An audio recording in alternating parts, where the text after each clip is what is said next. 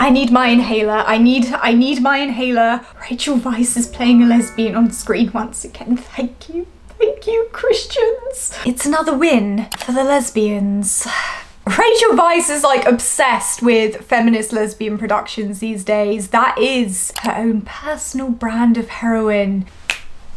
Lesbians remember disobedience very well, and I think I speak for all of us when I say, I wish I was Rachel McAdams' mouth. You saw her vagina and fell in love. That's a quote from the show. That's not, I mean, that it could be me, because same. Hi guys, welcome to a video, and in today's video, I'm just going to be reviewing the mini-series Dead Ringers. So, as a disclaimer, this video will contain spoilers. I said it. Also, I think viewer discretion is advised for this show. This show is very ovaries to the wall, quite literally. It's very gory, and it's not horror gory, it's woman gory. I mean, some of it's horror gory, but it's mainly woman gore. And I know that all women are kind of familiar with the sight of blood, they're familiar with the sight of bodily fluids, but I watched this whilst eating my breakfast, and I can confirm it was a mistake. I'm not a blushing wallflower, but no. And lastly, for my lesbian audience, who are my favourite children, this show has quite a bit of heterosexuality in it, but also some male anatomy. Just once, but once is enough for me, said every lesbian ever. Okay, unless you're a gold star, stop talking. Just don't go into this thinking it's a purely lesbian production, because it's not. There is always a price to pay with the woman you love playing a lesbian on screen. You know that as well as I do. So if you're not familiar with Dead Ringers, it's a mini-series on Amazon Prime about twin gynecologists, Elliot and Beverly Mantle, who perform ethically questionable procedures on infertile women. It's actually based on the 1988 film of the same name. However, in the film, the Mantle twins were male, so the sex swap in Dead Ringers allows for different conversations and a fresh feel. Honestly, I thought it was really good. I really did. I mean, it's very out there. It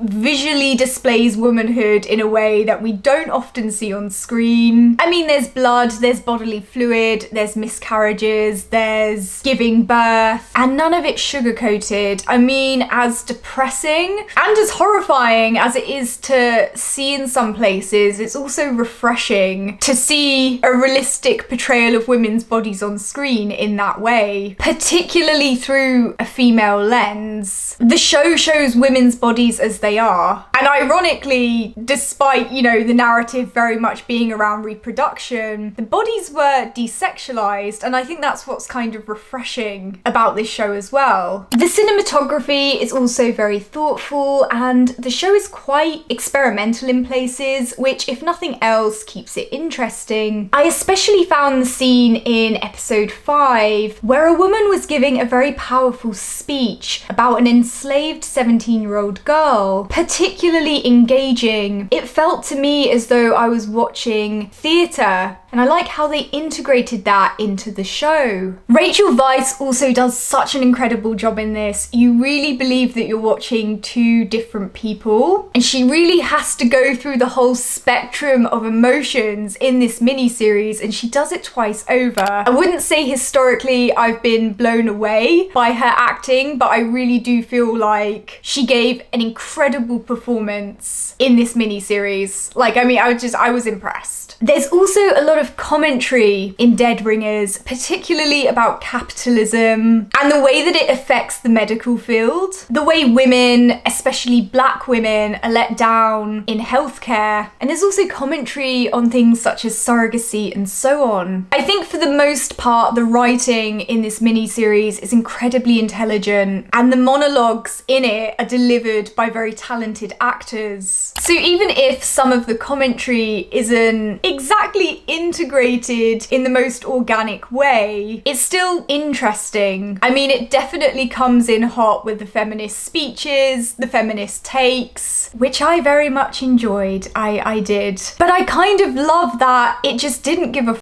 I mean, it came to say what it came to say, and I respect that. They also did such a fantastic job of writing infuriating rich people. Oh my god. I want to know where they got their inspiration from. Like, I want to know if rich people really behave in that way. I mean, are they really like that? Is that what being rich does to you as a person? If you're a rich person, comment below and let us know. And also give me a tip.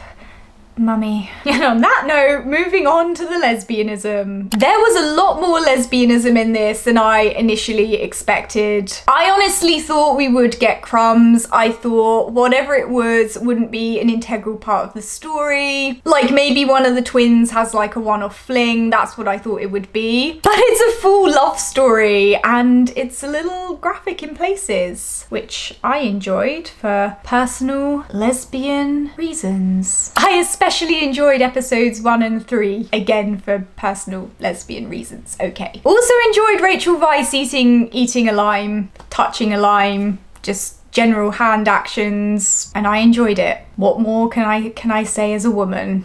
That's it. I will say that Beverly and Genevieve were very much giving Bet and Tina. Season 1 Bet and Tina. Like I had war flashbacks when they were in bed together talking about having a baby. And Genevieve even suggests drinking wine before they try and make the baby. I mean, that is some season 1 energy. There's something really hot about a woman telling another woman that she wants to get her pregnant even though it's biologically impossible. I know what it is. I know what it is. Within the context of the show, I wasn't really expecting too much from this relationship, given that the show is, you know, definitely dipping into the horror genre.